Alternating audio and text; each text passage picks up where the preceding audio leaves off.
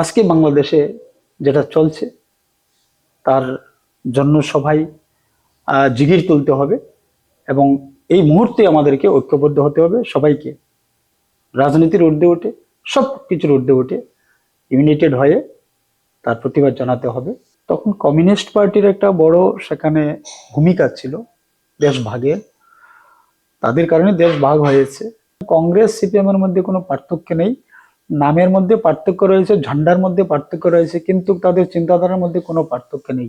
আমার প্রশ্নটা ছিল, বামেদের আমলে আপনাদের আন্দোলন এবং দাবি ছিল যে অভিভাবক উত্তরকে বঞ্চনা করছে তারা। আমার প্রশ্নটা হচ্ছে যে এখন এই যে দুটি দৃষ্টি উন্নয়নে কতটুকু এগিয়ে যাচ্ছে এবং আগামীতে কি হবে? এই যে 6.5 বছরের মধ্যে আমরা সরাসরি রেগুলার সরকারি চাকুরি 13,000 সরকারি চাকুরি হয়েছে আমাদের রাজ্যের ছেলে মেয়েদেরকে আমরা দিতে পেরেছি। ছোট রাজ্য, তার জনসংখ্যা কম রয়েছে, তার মধ্যে 13,000 হয়েছে। 10,323 একটা বিশাল বড় সংখ্যা। অন্যায়ভাবে কেন্দ্র সরকারের সেই গাইডলাইনকে সম্পূর্ণভাবে বৃদ্ধাঙ্গুষ্টি দেখিয়ে সেই চাকরি দিয়েছিল, তাদের ভবিষ্যৎ অন্ধকারের দিকে ঠেলে দিয়েছে, পরিবারগুলোকে ধ্বংস করে দিয়েছে। নমস্কার, আপনারা দেখছেন পিসি মিডিয়া। এই মুহূর্তে আমার সাথে রয়েছেন প্রদেশ বিজেপির সাধারণ সম্পাদক তথা বিধায়ক ভগবান দাস মহোদয়। স্যার, পিসি মিডিয়া অনেক অনেক স্বাগত আপনার। নমস্কার। আমার যে প্রথম প্রশ্নটা আপনার কাছে করছি স্যার, বামেদের আমলে আমরা প্রায় বামেরা বলতো যে জাতীয় রাজনীতির প্রভাব ত্রিপুরায় পড়ে না।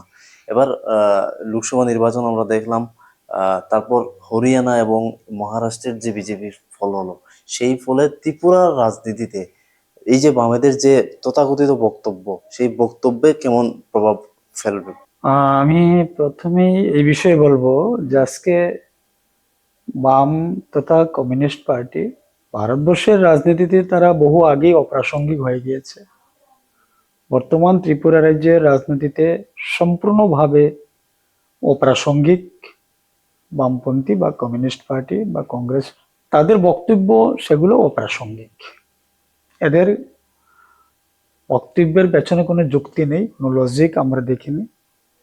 এরা বলেছিল 2018 সালের আগেই আমরা শুনেছি বামপন্থীর একজন হেভিওয়েট নেতা যে ত্রিপুরা রাজ্যে বামফ্রন্ট সরকার আরো 100 বছর থাকবে। কিন্তু দেখা গেল যে 2 বছরের মাথাতেই এই রাজ্যের মানুষ, সচেতন নাগরিক, ভারতীয় জনতা পার্টি তথা ভারতবর্ষের বর্তমান প্রধানমন্ত্রী, লোকপ্রিয় প্রধানমন্ত্রী নরেন্দ্র ভাই মোদীজির যে উন্নয়ন বা ওনার যে নেতৃত্ব, সেই নেতৃত্বের কারণে ত্রিপুরা রাজ্যের মানুষ পরিবর্তন এখানে করেছেন ভারতীয় জনতা পার্টির মধ্য দিয়ে। সুতরাং যে ভারতবর্ষের মহারাষ্ট্র, হরিয়ানা, এতে ত্রিপুরার কোনো প্রভাব পড়বে না বা ত্রিপুরাতে বামপন্থী তাদের জনপ্রিয়তা, তাদের সাংগঠনিক শক্তি বৃদ্ধি পাবে, এটা অপ্রাসঙ্গিক কথা, সেটা কোনো যুক্তিসঙ্গত নেই। কারণ আমরা দেখেছি যে শুধুমাত্র ত্রিপুরা রাজ্যেই লাস্ট বামফ্রন্টের ক্ষমতা ছিল।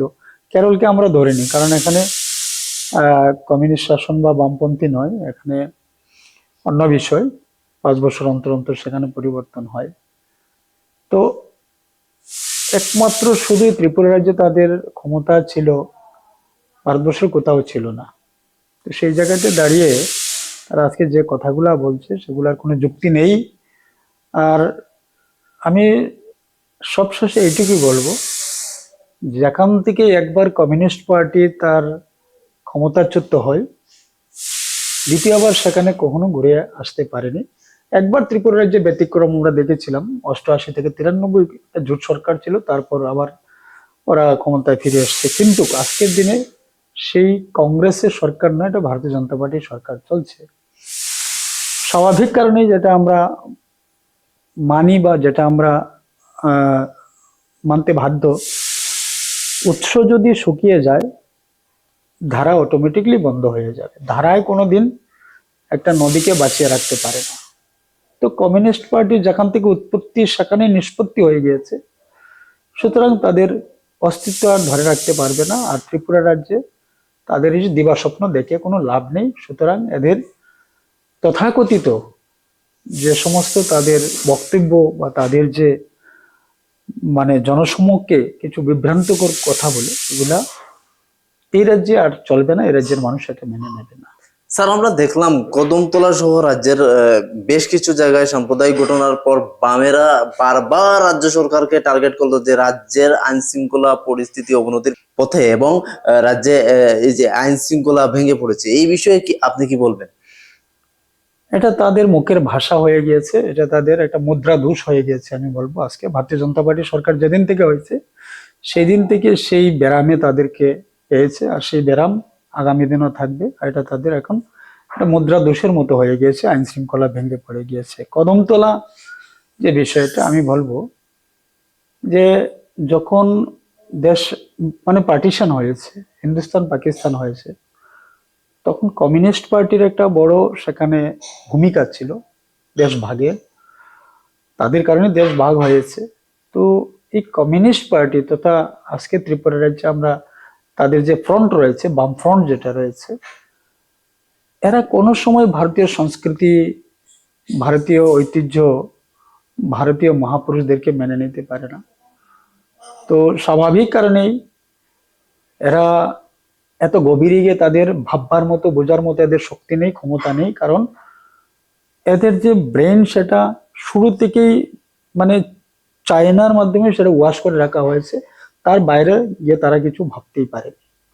নিজেদের সংস্কৃতিকে ভুলে গিয়ে, নিজেদের পরম্পরাকে ভুলে গিয়ে, পূর্বজকে ভুলে গিয়ে যারা মানে বারবার তারা এইভাবে বিভিন্ন ধরনের কটূক্তি বা ব্যঙ্গ বা একটা সংস্কৃতিকে তারা অবহেলা করে যাচ্ছে, সুতরাং এদের এই বিষয় নিয়ে কথা বলার কোনো অধিকার নেই। আর যারা ধর্মকে আফিমের সঙ্গে তুলনা করেছে, তারা এ ধরনের কথা খাটে না। আইন শৃঙ্খলার কথা যেটা বলছে, আজকে ত্রিপুরা রাজ্যের পরিস্থিতি আহ, নিয়ন্ত্রণে রয়েছে ভারতীয় জনতা পার্টি সরকার আছে বলেই। নতুবা আজকে ত্রিপুরা রাজ্য তারা যেইভাবে চেয়েছিল ভারতবর্ষের অন্যান্য রাজ্যে যে দেশের একটা অস্থিরতা পরিস্থিতি তৈরি করা, আফজল গুরু, কানাইয়া কুমার, কাশবের মতো যারা টেররিস্ট, সেই টেররিস্টের যারা মদত দিয়ে আসে, যাদের তাদের পক্ষে বলে, আমি আমাদের রাজ্যের কিছু কমিউনিস্ট পার্টির নেতারা বলে আজকের দিনে তাদের আইডল হচ্ছে কানাইয়া কুমার।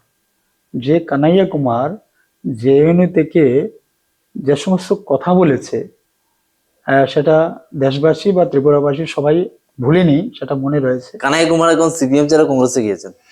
একই বিষয়, বিষয় একই।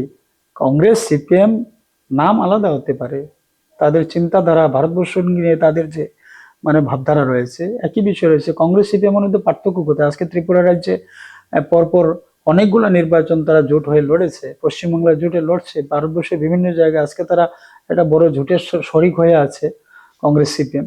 সুতরাং কংগ্রেস সিপিএম এর মধ্যে কোনো পার্থক্য নেই, নামের মধ্যে পার্থক্য রয়েছে, ঝান্ডার মধ্যে পার্থক্য রয়েছে, কিন্তু তাদের চিন্তাধারার মধ্যে কোনো পার্থক্য নেই। যেইভাবে কমিউনিস্ট পার্টি আফজল গুরু, কাশব, কানাইয়া কুমার তাদের আইডল, মানে কংগ্রেস ঠিক এইভাবেই মানে তৎকালীন সময় থেকে পণ্ডিত নেহেরু থেকে শুরু করে আজকে পর্যন্ত এই ধরনের কিছু ন্যাশনাল ইন্টারন্যাশনাল কিছু টেররিস্টদেরই তাদের আইডল মানে, এবং এরাই তাদের আইডল, এরাই তাদের মানে সবকিছু। সুতরাং আহ মানে কমিউনিস্ট পার্টি এমন একটি পার্টি হতে পারে যে পার্টি ভারতবর্ষের সঙ্গে কোনো, যাদের কোনো লেনদেন নেই, ভারতবর্ষের মানুষের সঙ্গে কোনো লেনদেন নেই। স্যার, একটা বিষয় হচ্ছে 2018 সালে বামেদের সময়, যে সময় বিজেপি ত্রিপুরা রাজ্যে সক্রিয়ভাবে বিরোধী দলের মতো আন্দোলনে মাঠ কাঁপাচ্ছিল, তখন একটাই দাবি ছিল বেকারদের কর্মসংস্থান, এবং বেকারদের কর্মসংস্থানের দাবিটা নিয়ে বিজেপি একটা বড় সড়ো গোটা রাজ্যে একটা আন্দোলন সৃষ্টি করেছিল। এই যে সরকার চলছে বিজেপি সরকার, আমি শুধু সরকারি চাকরির কথা বলবো না, অন্যান্য বেসরকারি সেক্টরে কর্মসংস্থান কতটুকু হয়েছে এবং আগামীতে ত্রিপুরা রাজ্যে কতখানি কর্মসংস্থানের ব্যবস্থা হচ্ছে? আপনি তো দলের বিধায়ক, কি বলবেন? সেটা কি আমার বলতে হবে? 2018 সালে প্রথম ত্রিপুরা রাজ্যে ভারতীয় জনতা পার্টি সরকার প্রতিষ্ঠিত হয়েছে। 5 বছর আমরা সরকার চালিয়েছি। 2023-এ আবার দ্বিতীয়বারের মতো ত্রিপুরা রাজ্যের মানুষ ভারতীয় জনতা পার্টির হাতে দায়িত্ব দিয়েছে। তো 23, 2024 এখন ডিসেম্বর মাসের আজকে 1 তারিখ। এই যে 6.5 বছরের মধ্যে আমরা সরাসরি রেগুলার সরকারি চাকুরি 13,000 সরকারি চাকুরি হয়েছে আমাদের রাজ্যের ছেলে মেয়েদেরকে আমরা দিতে পেরেছি। ছোট রাজ্য, তার জনসংখ্যা কম রয়েছে, তার মধ্যে 13,000 হয়েছে। তারপর রয়েছে আমাদের কন্ট্রাকচুয়াল, আউটসোর্সিং, ক্যাজুয়াল। 50,000-এরও অধিক আমাদের এ রাজ্যে যারা জব সিকার ছিল, কর্মপ্রত্যাশী যারা ছিল, চাকরি প্রত্যাশী যারা ছিলেন, তাদেরকে কর্মসংস্থানের ব্যবস্থা করে দেওয়া হয়েছে।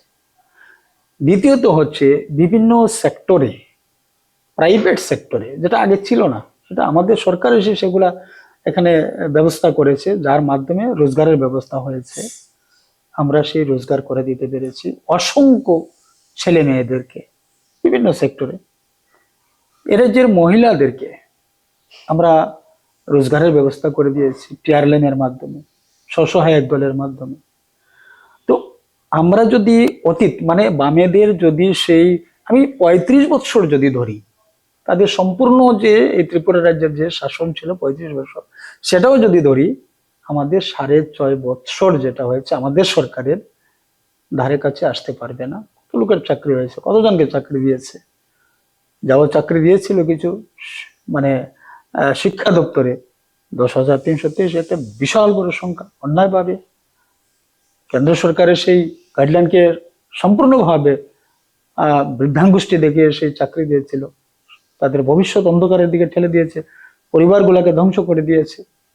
চাকরি দিয়েছে সেই বামপন্থী দল সরকার, আর সেই চাকরিকে মানে খারিজ করার জন্য চ্যালেঞ্জ করেছিল কংগ্রেস দলের পক্ষ থেকে, কেস করা হয়েছিল।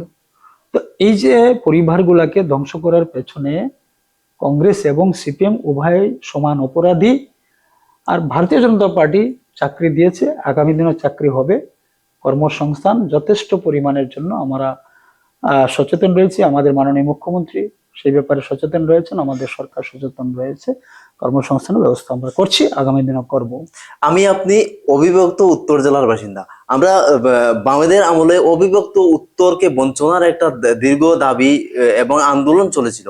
এবার কি মনে হচ্ছে আপনার যে এই যে বিজেপি শাসন উত্তর জেলা কতটুকু উন্নয়নে আগামী দিনে এগিয়ে যেতে পারে, এবং উত্তর জেলায় কতটুকু অবিভক্ত উত্তরের কথা বলছি, এখন তো অনুকুটি হয়েছে 2টো ডিস্ট্রিক্ট, তো এই 2টো ডিস্ট্রিক্টে কতটুকু উন্নয়ন হয়েছে এবং আগামীতে হবে কি মনে করেন?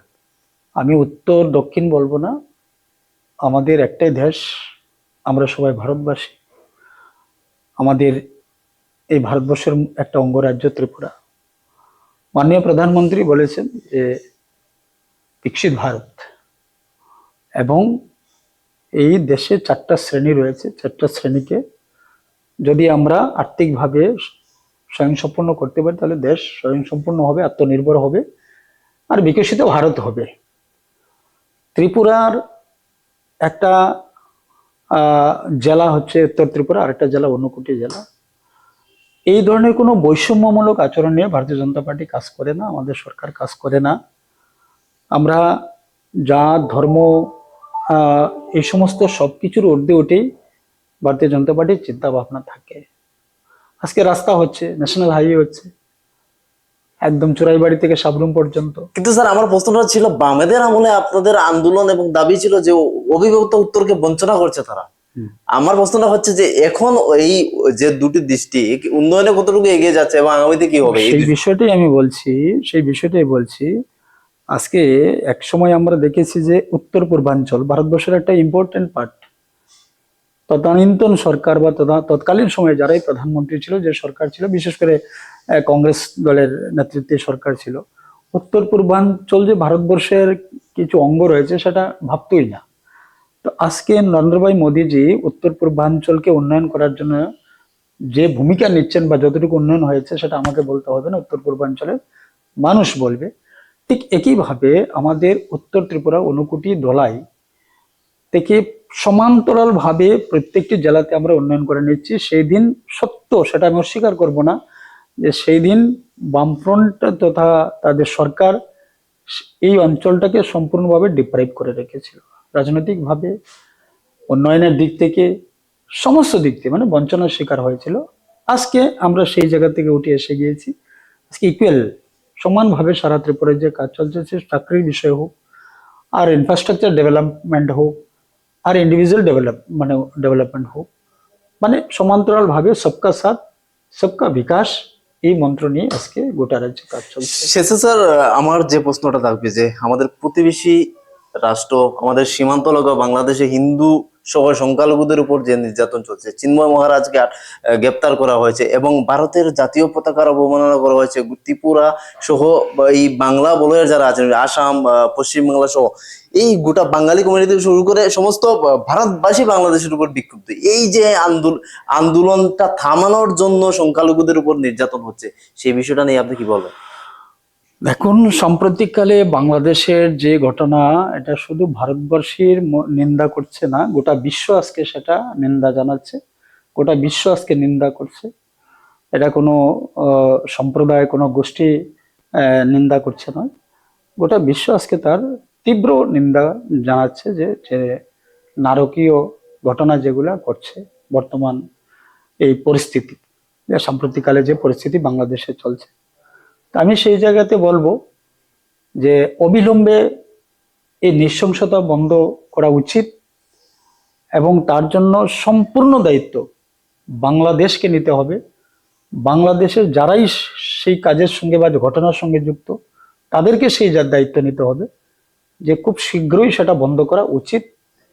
পাশাপাশি আমি তাও বলবো যে সবকিছুর ঊর্ধ্বে উঠে সবাইকে ঐক্যবদ্ধ হতে হবে এবং ঐক্যবদ্ধ হয়ে তার যে আজকে বাংলাদেশে যেটা চলছে তার জন্য সবাই জিগির তুলতে হবে এবং এই মুহূর্তে আমাদেরকে ঐক্যবদ্ধ হতে হবে সবাইকে, রাজনীতির ঊর্ধ্বে উঠে সব কিছুর ঊর্ধ্বে উঠে ইউনাইটেড হয়ে তার প্রতিবাদ জানাতে হবে। এটা আমরা আশা করিনি বাংলাদেশের কাছে, কিন্তু আজকে যেটা ঘটছে তার জন্য সম্পূর্ণ দায় তাদেরকে নিতে হবে এবং তার বন্ধ করার জন্য তার দায়িত্ব বাংলাদেশকে নিতে হবে। অসংখ্য ধন্যবাদ স্যার আমাকে সময় দেওয়ার জন্য। আপনার রাজনৈতিক জীবনে শ্রীবৃদ্ধি কামনা করে আমার সাথে ছিলেন প্রদেশ বিজেপির সাধারণ সম্পাদক তথা বিধায়ক ভগবান দাস। উনি ওনার বক্তব্যে রাজ্যের রাজনীতির বিভিন্ন বিষয় থেকে শুরু করে যুবকদের কর্মসংস্থান এবং শেষে বাংলাদেশের পরিস্থিতি নিয়ে উদ্বেগ প্রকাশ করেছেন।